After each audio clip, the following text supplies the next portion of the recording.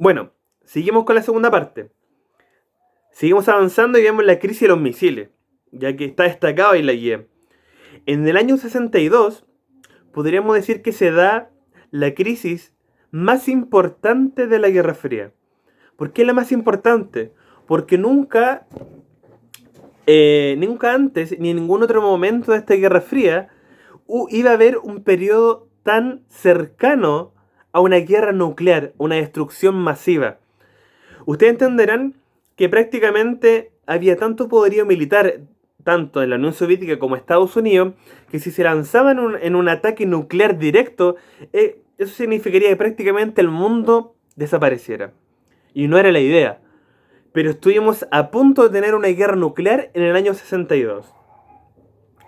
¿Cómo ocurre este proceso? El presidente norteamericano John F. Kennedy se da cuenta de que hay misiles nucleares soviéticos en la isla cubana.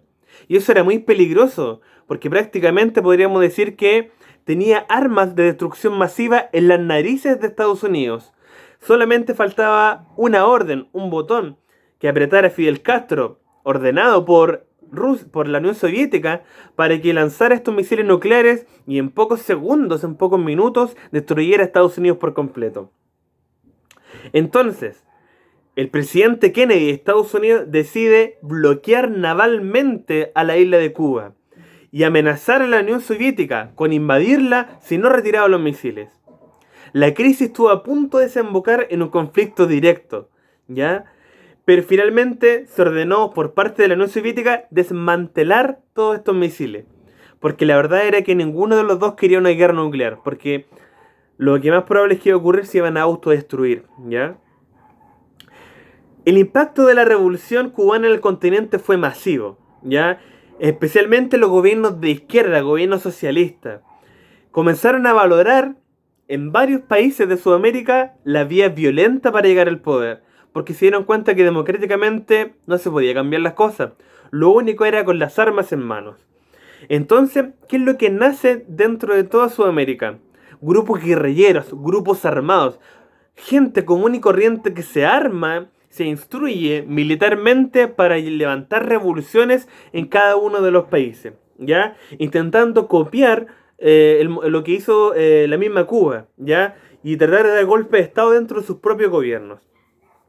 Entonces prácticamente de aquí en adelante se inicia en todas las historias latinoamericanas un golpe total de sueños y utopías. ¿Qué quiere decir eso? Que toda la gente soñaba y pensaba que a través de esta vía podían cambiar las cosas para siempre. ¿Ya? En muchos de los casos se trató de un movimiento muy fuerte que polarizó políticamente a la sociedad. ¿Ya? Pero que finalmente todos llegaban a la conclusión de que querían cambios relevantes, cambios de verdad, porque nadie quería que la situación estuviese como siempre estuvo, los ricos y los poderosos aprovechándose de los más pobres.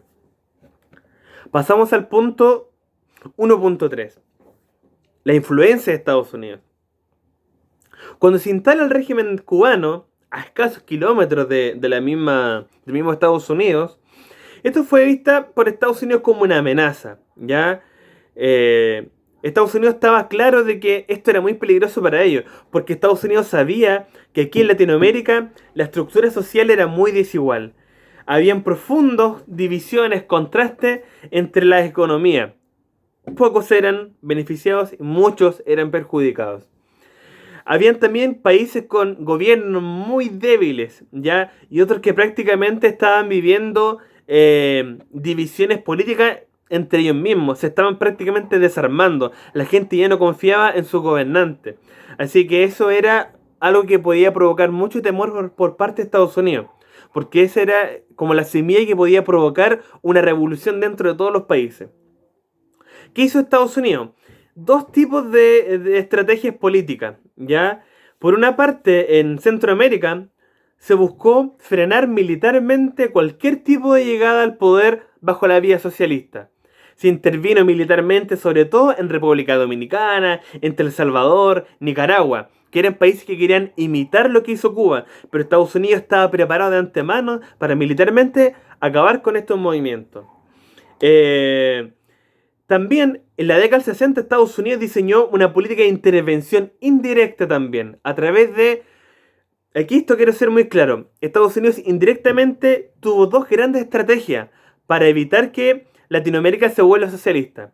Una se llamaba la Alianza para el Progreso, que prácticamente era entregarle dinero directamente a los países para ayudar a la gente y de esa manera la gente no pensara en revolucionarse, básicamente. Y por otro lado estaba la doctrina de seguridad nacional, que podríamos decir que era el plan B, algo más oscuro detrás. ¿Qué significaba esta doctrina de seguridad nacional? A grandes rasgos significaba que si llegase a fracasar la Alianza para el Progreso, la entregada de dinero y que la gente aún así quisiera revolucionarse, iban a intervenir militarmente a través de dictadores y dar golpe de estado para evitar una revolución al estilo de Cuba. Como ya les expliqué, la Alianza para el Progreso, la doctrina de seguridad nacional, eso es. Así que la tienen que leer en la guía prácticamente, pero va dando vuelta en toda la información que le he dado hasta el momento. Llegamos al 1.4, los golpes de Estado y dictaduras militares. Podríamos decir que la Alianza para el Progreso, la ayuda económica, no funcionó tanto. Y Estados Unidos tuvo que llegar al plan B, que fue la doctrina de seguridad nacional. Se dan golpes de Estado. Hay militares en Latinoamérica. Ya, toda esta historia, estas décadas de Latinoamérica en adelante, prácticamente en todos los países de Sudamérica hay dictaduras militares. Tienen que llegar a este extremo.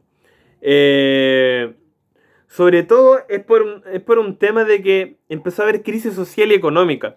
Y al haber crisis social y económica producto de la Guerra Fría en Latinoamérica, la gente pensó en la revolución. Y la gente dio un vuelco a la izquierda, al socialismo. Y todos querían hacer una revolución. Y tenían, insisto, el ejemplo de Cuba de que sí se podía hacer.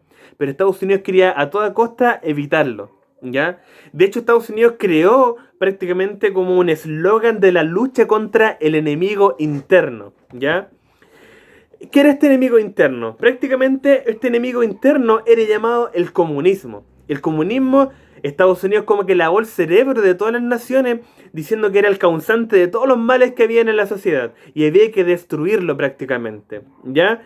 Entonces, Estados Unidos dijo que si hay que hacer invasiones militares, si hay que tener dictaduras militares, si hay que entrenar a soldados para poder reprimir y tomarse el poder a la fuerza para evitar que el socialismo, que el comunismo llegue, los van a hacer. Así que empezamos a ver prácticamente una cadena de movilización de masas y movilización de los grandes canales informativos de comunicación hacia la gente diciéndole que el comunismo era el causante de todos los males de la sociedad. Y la gente lo creyó, porque tenían controlados los medios de comunicación en una época donde la gente tenía poca información. ¿Cómo se reprimió? A ver, ideológicamente, esta lucha contra este enemigo interno llamado comunismo era prácticamente destruir todo movimiento de izquierda, todo movimiento que luchara por una revolución. Se dieron diferentes mecanismos. Por ejemplo, aquí en Chile se dio la DINA, que era la Dirección de Inteligencia Nacional, en la cual la DINA lo que pretendía era perseguir, torturar, recabar información, asesinar directamente a personas que fuesen y pensaran en hacer una revolución socialista comunista, ¿ya? Esto se replicó también en la inteligencia argentina, Uruguay, Brasil, Paraguay, ¿ya? Que se llamó al final Operación Cóndor.